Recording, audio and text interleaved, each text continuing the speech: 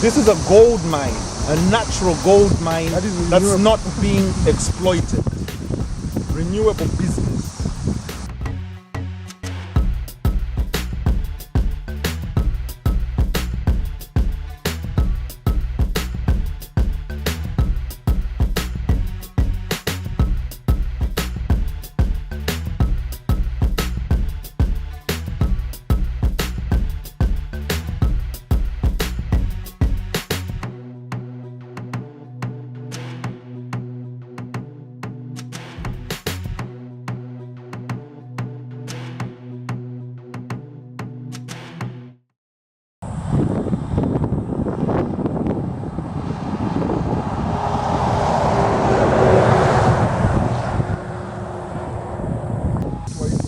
Understand what's the difference between the normal tourism that we have and ecotourism? The definition I would give to ecotourism is the type of tourism that keeps a balance between the development and maintaining the natural beauty and ambience of the environment. It's also the type of development that does not only respect profit, respect money, it respects the welfare of the local community. It actually puts the welfare of the environment and the local community first, and profit and business second. Now, we know you can't run a business without profit, and it's not sustainable. Business and profit should be there, but there should be an equal amount of respect you give to maintaining the natural ambience of the environment. Yes. Because without the environment, the business shuts down. Without the locals, then what's the point of having this? The prime example is just the opposite screen that we're going to visit, where they try to attempt that format, and it failed completely. The environment simply shut down, and then they say, make your money. Let's see you make your money now when there's nothing. And there was no money to make. No one is making money at the end of the day. All right, so stay tuned. I'll take you around the environment, and then we'll visit the screen that has become code for them. It's hot. You check out the steam. But this is serious, man. It is. Like on a serious level, you make dollars. This is serious, man. Especially the therapeutic spa. Yeah. You come here for healing. Look at the kind of money people spend in these treatment shops. Yes, the massage, whatever. That money could be coming here. This is serious, man. Anyway, alright. Valleys. So wherever I find there's a hot spring, there must be a valley near to that area. So in this case, the nearest valley to this area is Ruano Valley in Central Province. So according to the direction of here and there, it tells us that it comes from this direction. So where it's coming from, there's molten magma and hot lava, then it formed a fault. So the heat from the earth crust and the molten magma passes through that fault. When it reaches at the water table, that's when water starts boiling. So as it boils, it gains pressure and it starts flowing in that fault. So this happens to the weaker part of the fault. That's why water manages to find its way out from there. So when you get closer there, especially when you stand where the wind blows to, you smell a scent. This water smells like boiled eggs. That's because of the composition of minerals. So it's composed of 4 minerals. There's silica, sulfur, calcium, and manganese. Sulfur is in excess and it's the one smells like boiled eggs. That's sulfur. So if you drink excess of this water, it has an effect to the teeth. It stains the teeth. So a very good example. Surrounding villages here, before that boreholes, they used to drink this water. So as a result, a lot of people here, they've got stained teeth. Their teeth are brown because of those minerals. The same water, if you use it for external use, it's very good for the skin, nourishes the skin. Even if one has pimples, rashes, natural sores, body pains, stress, it helps. Those are health benefits for this hot spring. So that's scientific. Now coming to people's beliefs.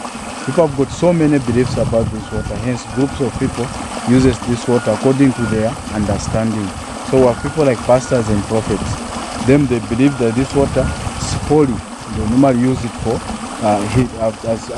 healing and for prayers as holy water or anointing water in their churches. Then we have churches like Zion churches, those who put on white gowns. Them, they believe that this water has 2 properties which attract them. They say that it's holy, at the same time it has healing power. So it being holy, they use it for baptism, and there are two types of baptism. They do it from here, just get this water in a bucket, then pour it on someone. That's how they baptize. Downstream there are almost those banana plants. There is a certain point where the same water collects. It's more like a dam. So that's how they immerse.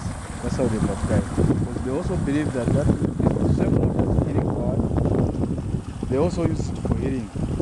If someone is sick from their church, they might come to those people who are sick, bath them this water, make them drink a certain amount, then pray for them.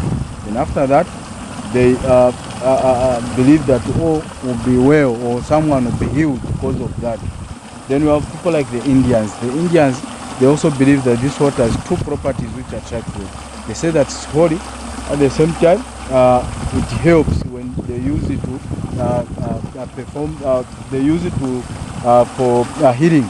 So what they normally do whenever they come here, each of them will get a certain amount and they drink. After drinking, they will bath. If it's not bathing, steaming. One will sit there, cover with a blanket or a bed sheet. That steam which coming out goes to the body, not until it makes someone sweat. That's when they uncover. Mind you, there's a lot of steam coming out here. So when that you come when it's hot, so it goes with humidity. As hot as it is, you can't see a lot of steam. But when you come during 8 hours or before sunrise or after sunset, when it's very cold, when the air is saturated with moisture, you find that all this area will be covered with the steam on the other side of the road. So that's when it's cold. Yeah. So if you were to cover yourself there just within 5 minutes, you'll be sweating as if someone has poured water on you. So that's how the Indians use this water. Then we have those people believe in rituals, traditional doctors and so forth. They believe that traditionally, people believe that this water is being brought by the ancestral spirits. So what they normally do whenever they come here, a lot of strange activities used to happen from here, more especially before it was protected. A lot of strange activities used to take place from here. Sometimes when you come, you just wonder, find that there's blood here. You don't know where that blood has come from. Sometimes you find there's a chicken. Someone has slaughtered the chicken, pluck it, leaving the feathers and the chicken soft right here as a sacrifice for the ancestral spirits. Sometimes you find that there's a dish with the charms inside, meaning someone was bathing medicines at night. Sometimes you find that there are clothes here. The owner of those clothes, he or she must be either experiencing bad dreams, bad luck, bad diseases, might be being barren. So they will come perform the rituals thereafter and dress and leaving the clothes here, having a belief that if they've left the clothes here, all those things which troubles them will remain here. Then they'll be free wherever they'll go. So those things will be dealt with by the ancestral spirits. When you go down these trees, you find some trees are either tied with plastics, clothes, beads, or plastics, clothes or beads, or sometimes some trees the barks were removed like this one. So they use those things for medicine, because traditionally people believe that all this, the vegetation surrounding this area, they've got special powers because there's the presence of the ancestral spirits here. So that's how this water is being used. But there are so many beliefs, those are just a few to mention. Then there's that pipe. That pipe was fixed there by a certain white man, those who've been here before. That pipe, it used to belong up to this height. Then it was designed like a borehole like. So the purpose of this pipe, this white man constructed the swimming pool there. There's a very big swimming pool. It was built out of stones. So the purpose of this pipe, within this white man, no, outside. So this white man wanted to tap this water to the swimming pool there. So the plans of taking it there failed. So the same white man, the one who fixed this pipe there, across the road, used to be another hot spring also. So here, he fixed this pipe. That side, he constructed the concrete slab where people used to sit when bathing.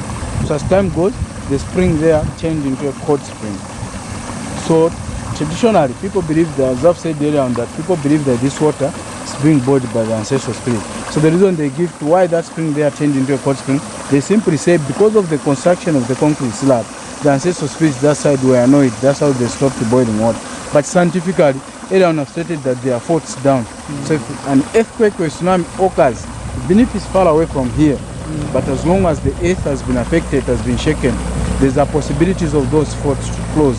So when the fault closes, meaning the heat from the earth crust and the molten magma will be trapped, therefore it no longer reaching where water is. Eventually, the spring will turn into a cold spring. So scientifically, I think that's what happened that side. So initially there are two slots of the hot spring. Yeah. This one here and the one across the other one across the road. Yeah. So that's how that side it turned into a cold spring. But The one on the other side, in the past, this hot spring, the two hot spring, here where they are, this is a solid land. So it being a solid land, it has a local name. So locally they call this Chinyunyu hot spring as Kalungula. Kalungula is a solid word which means hot. So the two hot springs were shared among the locals. This one and the other one across the road. So this one was used by men.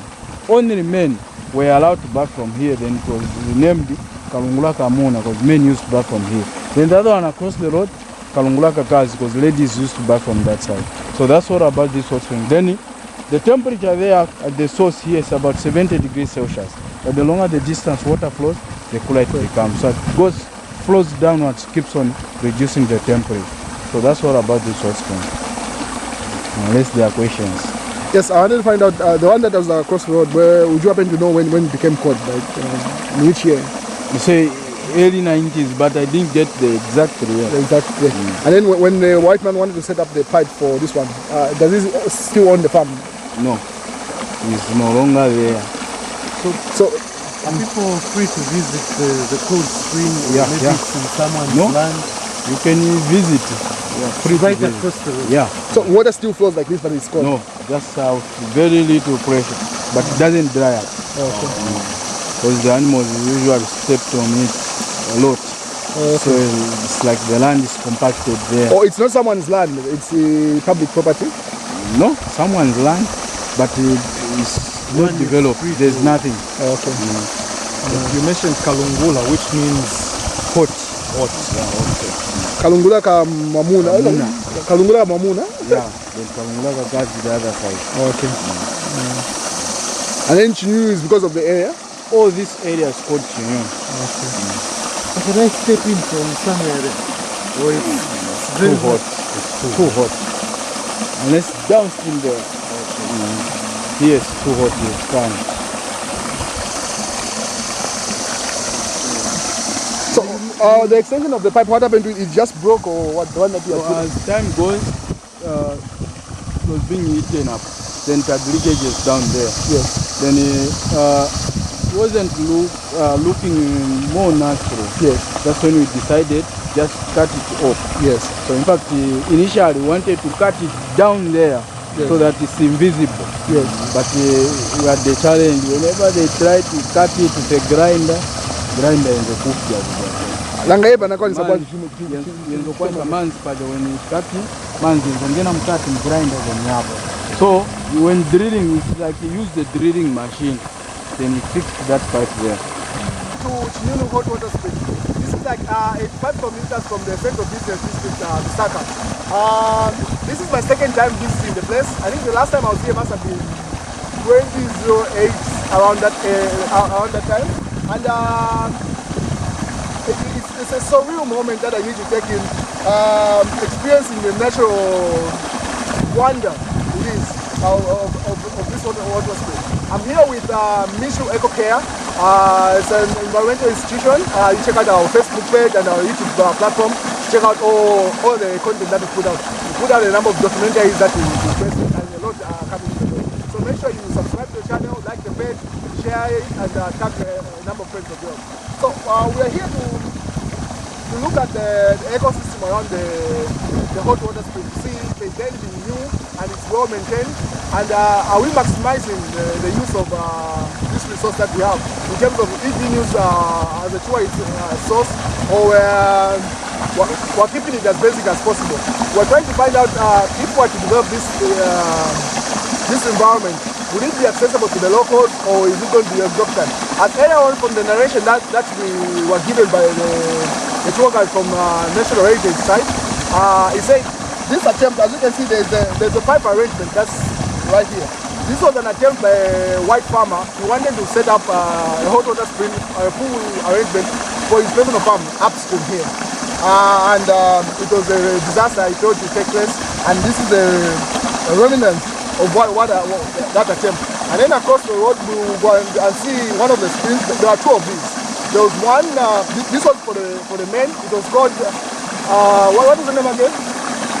Kalungula Kamuna, meaning it is a bathing place for the gents.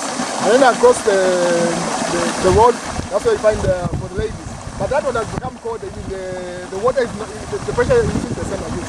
So This particular video is going to show you the entire environment, what is new around the area, and how the ecosystem is balancing out.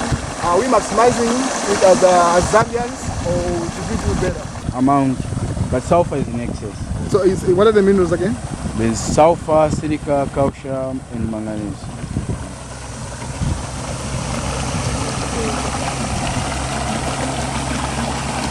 Manganese.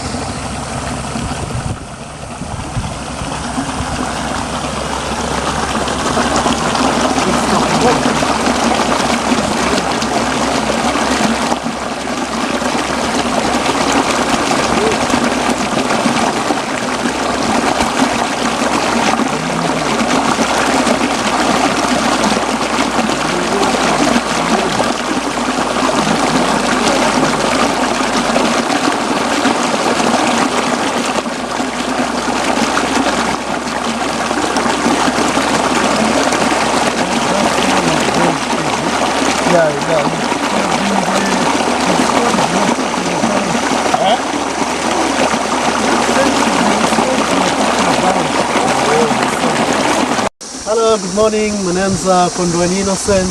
Welcome to Chinyunyu Hot Springs. We're here having a tour and wonderful visit to the hot springs of Lusaka. It is Lusaka, eh? Yeah, it's still in Lusaka district. I hope so. Yeah, so, welcome to the hot springs. Wonderful place. Have you been here before? I have been here before. Like how recent? This should be my third time. Last time I was here should have been 2017, as we were coming back from the east. So from 2017 until now, in terms of development around the area, is there anything new that has caught your eye, or it's pretty much the same thing? The only development I've seen is the growth of vegetation at the back. I'm assuming they've allowed the number of people to cultivate vegetables in the back. That's basically the only development. So in your view, should this particular spring be kept in its natural state like this, or would you rather it's developed into some 5-star resort? Well, considering we only have one of these, the only kind of development I would want made is maybe a few pools down there, some sort of sauna, you know, where people can sit in there, relax. And as people say, the water comes with a variety of benefits, being healing for those that believe in the spiritual healing of the water, and for those that are into the scientific beliefs. We're told that the water actually carries a few chemicals that are very good for the skin and the body. But when you bring up that story of setting up a spring here, from the narrator that we had earlier on, you could hear the story. This was an attempt to set up such a thing. There was a white farmer that wanted to do the same, and then just across the other side, we'll visit the code one. It turned code. So don't you fear that will happen with this also? Well, it's something that's definitely going to happen eventually if we interfere with it. And if you can allude to what I said earlier on, is the pools should be built down there. You only channel the water from further down there. Because if you try to capture it from its source, most definitely you will have that. That's scenario.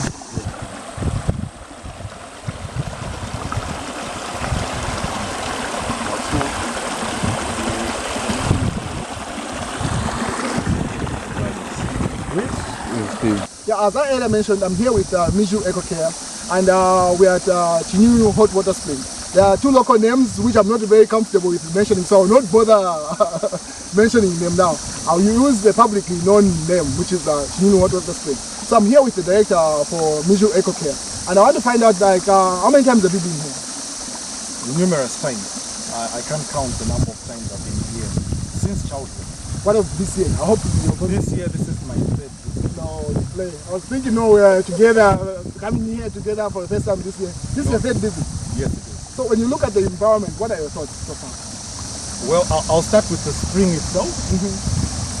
The spring is ever perfect. It's all right. The problem I have is with the surrounding area, and I'm speaking as a concerned citizen, as a concerned Zambian. When you talk about the surrounding area, you're talking about in terms of its maintenance or development, in terms of infrastructure? Both. Maintenance is this the best we can do? Development-wise, apart from the structures right at the entrance, you know, the reception and the toilets, is that all we can have in a place like this? Yes.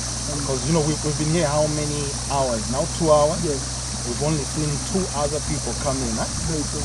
Is that the best we can do on a weekend? So in terms of it being lucrative, it's not that much because there's nothing to do here, is it? Well, I think we would have to find out from National Heritage Conservation Commission whether this place is making business sense, whether it's lucrative. But speaking as a lay person, Yeah. I think far much more money can be made. It's more infrastructure. If more infrastructure goes here, if you have pools, if you have showers, you know, people have some kind of entertainment going But on. then an argument would be placed on that to say if those facilities were to be set up, it will not be accessible to the locals. So how do you balance it out where the locals can access it in as much as you welcome the international tourists or anyone else? Any type of development you place in an area like this has to take into account the welfare of the physical environment itself and the welfare of the locals. So I understand the fear that if we set up a business, the cost of price of entry might be too much for the locals. But there's need for whoever sets it up to take that into account. The locals own this place. So when you come here and set up a business, you are investing in their place, their area. So you have to take into account the fact that they need access to this spring without paying any charge. If there's a charge, the charge should only be minimal. Very minimal. Yeah. And then from the narration that we had earlier on from the video representing National Heritage site, you say that the pipe that we see was an attempt by a white farmer to make that arrangement of hot spring, jacuzzi kind of arrangement, but privately. So what are your thoughts on that? Like, and did you attempt in that? And from what you said, it wasn't even applied for with any council or any authority. Well, this is a natural resource, and the government of Zambia owns all natural resources. So personally, I wouldn't be comfortable with an individual simply starting a project. So there is need for all stakeholders to be involved. NHCC, the government itself, ZEMA. If you're inviting investors to come in, they will just be part stakeholders. So an individual coming in to try and develop it without formalizing Making the it process, exclusive. getting permission, that of course is not right. Because it's a recipe for a disaster. Yeah. If they destroy the spring, the damage is permanent. So definitely you have to follow the procedures, and the key stakeholders from government, ZEMA, NHPC should all be involved in whatever kind of development you might want to place here. And then from what we learned, this is not the only spring that we have around the area. There is one which has become cold. And from what we are getting from the narration or the narrator is that that one was in fact set up as a pool arrangement and became cold. And then there's the spiritual explanation. Do you believe in that, the spiritual elements of the springs? Well, as an environmentalist, you have to respect what the locals say. You know, it's referred to as indigenous knowledge. Indeed, it is. It's a type of knowledge, and knowledge is power. Knowledge is not only powerful when the professor is expounding. It's the person that's going to Even a 6-year-old girl that's at the center of the village can give you information that's invaluable. more in-depth than the professor is. Exactly. So you value all sorts of knowledge. Yes, and definitely you have to take into account the knowledge of the locals. You might not believe certain things because they might be outdated when you look at cultural beliefs. Yes. But even cultural beliefs, there are certain things that are still valid and should be preserved. Yes. The beliefs might not be scientifically accurate, Yes. but they have a value in terms of storytelling and folklore. Yes, yes. So if we were to say the interest of the National Heritage site or management is only to maintain this place, like what would be the steps that we need to take right now in terms of the grass, what we see, so that there is a balance between maintaining the ecosystem and stuff like that. Because in as much as we say we want to maintain this, if we're going to put slab all over this place, there'll be that. So how do you balance out the two? Maintaining the ecosystem around the stream and while it's also develop it? Of course, they would have to engage environmentalists in the process of development. The key issue would be to try and make the development a shining example of ecotourism. Yes. So whatever development you bring here should do as little damage as possible to the physical environment, but certainly there will be certain places that will have to be monitored. You know, like the grass is cut and it's not overgrown with vegetation. Yes. It's a question of balancing between the two, Yes. the development and the sections of the area that you maintain to be natural. So when you look at, as you said, we've only been here less than 2 hours because there isn't much to look at. Once you look at the screen, you go like, hey, wow, wow, and then you're like, oh, what else is here to do? There are no refreshments around the area. You have to come with your own refreshments. So like some of the things, if we were to develop this place, that needs to be set up so the person can spend the entire day here and feel like we're at the moment with the family, at the moment with herself. What would be the ideas I would suggest as an individual? I would be thinking of some kind of spa resort where you would have this hot water. That water right at the source is 70 degrees Celsius.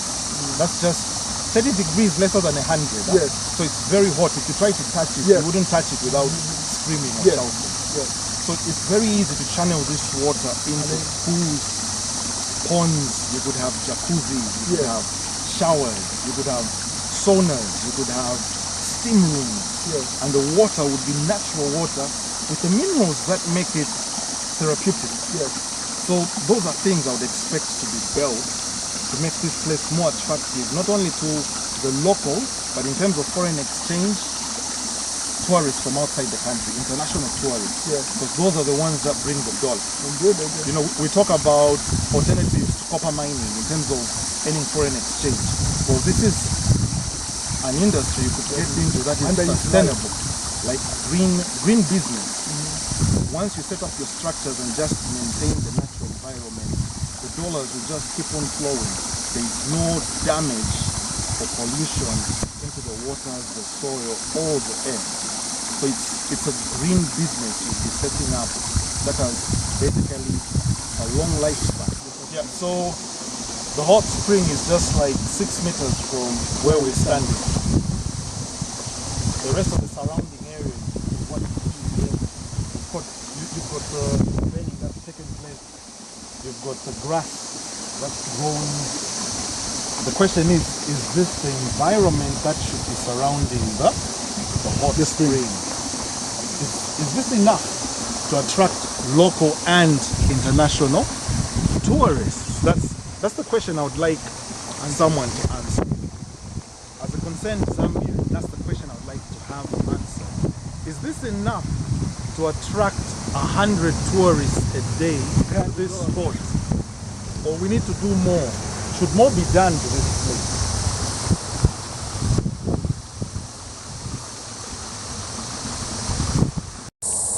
So here now we have Innocent and David testing the spring waters about 100 meters Still hot. Still hot. downstream. It's still very hot. I know, right? This is like a couple of It's hot, bearably hot. Bearably hot, but still hot. Yeah, can't step in there for more than. And right next to him, you've got a piece of I- plastic over I there. think it bats cold water, so let me try it. Oh yeah. It's hot. Jeez. I think how many meters is it from? Almost 200, if not 3, isn't it? This should be It's extended. about 100 meters. Not more. No, it's about 100. 100, 150, but not more than 150. The water feels good on the feet. I It can does, see huh? how it helps the skin. It's worth visiting, but there's much more that can be done with the environment. Definitely much more. And the stream keeps on flowing further down this way. It goes to the bathing area. And down there you've got people washing and some go there for a bath. That's members of the local community. Look at that distance constantly. Overall, our experience as Chinyunyu Eco Care is that it's a worthwhile resource that we have as a nation, which we are underutilizing in terms of how much we can maximize in terms of revenue, one, and access to people. Most of the people, that's the Lusaka residents, think it's quite far. This is just like 5 kilometers from the central business district, isn't it? Yeah. It's warm right here. It is. I've been standing here for more than 30 seconds actually. So within this point, the temperature is different. It's not a constant temperature. So here it's very hot. Where it's standing, it's in here. Oh yeah, this is bearable. Very. Not There's plastic still. There are sleepers within. Anyway, we can do better as a nation and as a people. Instead of spending the entire day here, you can only be here for a couple of hours and you're out. Because there's nothing else to do. Get him out. How are you? I'm fine, and you? Okay, me, I'm Gumbi Richard. Gumbi Richard, nice to meet you. Yeah, also. Mr. Gumbi. Yes, sir. So, Mr. Gumbi, we're trying to find out more about this spring. Because we only knew about the spring on the other side, the main one, where the structures are. Yeah, yeah. So what's the history and background in connection to this spring? Actually, this is the biggest, and it was the hottest. Hotter than the other one? Yeah, yeah. Before they constructed, this is the Italians, the one who constructed, they put it, a pipe, that pipe. I've seen the pipe that side. Yes, yes. Yeah, so after excavating that position, I don't know, maybe the current went that position. Here it came cool, look well. Oh. Otherwise, it was the hottest here, the biggest Kalangula. Oh. So there was actually more water flowing Yeah, from yeah, here yeah. than the other side. This is the whites who built this what? Or the what Pond. A pond, yeah, yeah, yeah. And flowers around. Okay. So when the Italians came and get trying to, this Godris what this water comes, that current, the degree came down. Okay. Yes. Would you happen to remember what year this was set up? When the So, I just can't before. Oh, it's a long time ago. Ah, it's a long time ago. Oh. Then afterwards, we just want to share the information with people that don't know, because we also didn't know that this was about like this the- hot spring that became cold. It was actually hotter than. So a lot of people that come to the other side Never don't know about this one, and it would be good if people started coming, and NHCC also made money from this. This is an important history for sure, to the spring, for sure. and that money can be used by NHCC and also used to develop the local community here. For sure, sir. Because we want enough money to be generated from this place so that the local community also benefits from it. So how many years have you been farming here? Actually, approximately about 10 to so. 10 years. 10 years. Okay. But just I came recently, otherwise, unless this is the solid here. The owners of the territory. I mentioned earlier that I've been visiting Chinyunyu Hot Springs for so many years. This year, And not once, yes, this year 3 times, and not once did I know about this other major spring on the other side of the road. That's Actually, it's Chinyunyu Hot Springs, meaning it's more than just one spring. There are actually a number of them. So the first major one is on the other side of the road, the one that you've seen. and this is the second one. Now, this one is no longer hot. It used to be hot, just like the other one, but now it's cold. But water still runs from the underground to the surface, right through the year. So you can notice we are in October now, and the water is still running. The only problem is people don't come here anymore because the water is cold. So only the animals, you can see the cattle right in the background over there. The animals are the ones that come here and drink from it, and you can notice from the muddy, mucky nature of the water that animals are always here. So there are 2 explanations as to why this spring actually went cold. We've got the scientific explanation and we have the traditional explanation, and I mentioned earlier on the importance of getting information from the locals. According to the locals, The white man that tried to put a pump and pump the water from the main stream on the other side of the road tried to make, yes, the one that Osho Del, tried to make this pond for people to come and, you know, entertain themselves. But because of the pond, the spirits that are believed to be the ones that bring this hot water from the underground got angry and the water became cold. That's the traditional explanation. The scientific explanation, according to the guide from National Heritage Conservation Commission, the one that took us around, the scientific explanation is that, you know, all hot springs occur in areas where you have valleys. And where you have valleys, you have fault lines, cracks coming to the surface from the underground. And we know right at the center of the earth, you've got lava and magma. And some of that heat escapes through those cracks, interacts with the underground water, then pushes that pressured water up to the surface and outside as a spring. Now, the moment you have earthquakes or tremors, those cracks or fault lines sometimes close up. Have you ever taken a shower from this spring? No, the closest I've come to is Put your feet in the... putting my feet in. The water is very hot. Oh yes. Very, very hot. And most times when you try to get to the other side where you take your showers from, you find a lot of ladies there. And So it's more dominated by ladies than gents. okay, so this is the source of the hot water spring, and as we follow it, okay, so if you look around, you actually see that we have a number of plastic bags and bottles around. As the heritage guide earlier on said, he said people usually use it for spiritual healing, and that could be one of the reasons why we have those plastics around. Then you have algae also that's blocking the stream. Excuse me, I'm trying to zoom in the algae.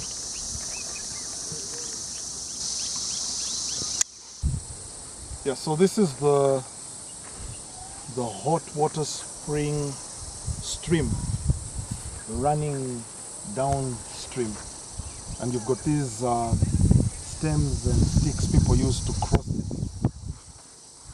I want you to notice the plastic along the stream. Huh? That's littering taking place. You've got some containers here for pinter milk. They are right in the stream. If you can see that.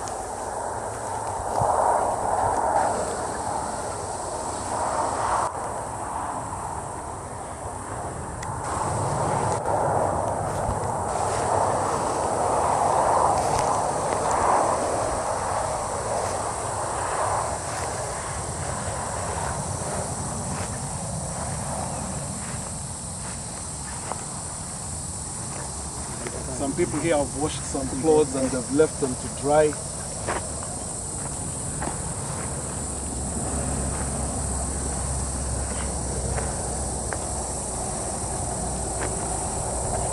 And you have some more plastic litter, paper litter, plastic bottle litter over there. That's a plastic bottle litter.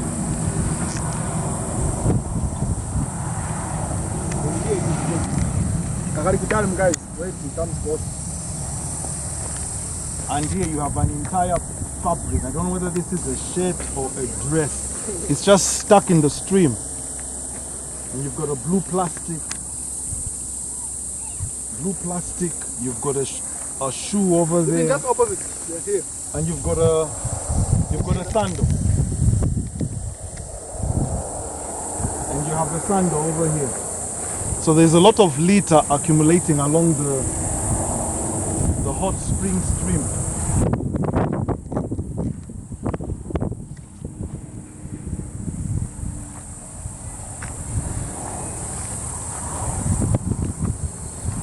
Subscribe, don't forget to subscribe. You see that red button down there, that same red one, click it.